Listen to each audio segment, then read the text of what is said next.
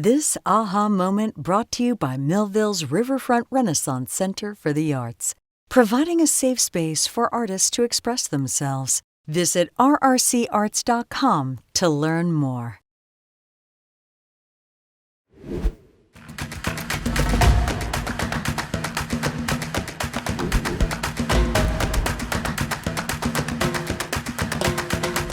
One of the things that I really like about doing still lifes is the fact that you just don't walk up onto them. You have to create them from scratch.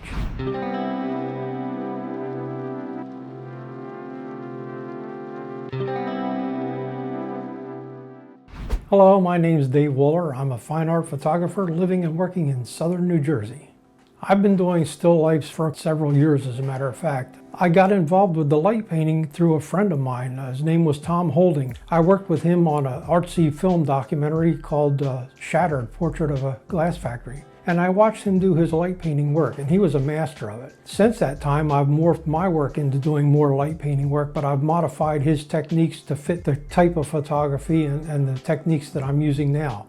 Mostly my processing has changed a lot from what he used. In my process, I've been using multiple exposures. I believe in a lot of control. I like to have a lot of control over the light in my images. The light painting allows that, but by doing it with the process with separate individual exposures for each element of the still life, you get to control the light in each section of the still life. Once I have a still life set up, the actual process of shooting it involves multiple exposures, and these are all shot in the dark, and then we combine all of those shots and map them out and mask them in Photoshop, and then paint in the light exactly where we want it, to the amount that we want it. This is where I get the total control that I'm really after. Well, one of the things that I really like to tell people about this particular process is you really don't have to have a lot of expensive equipment.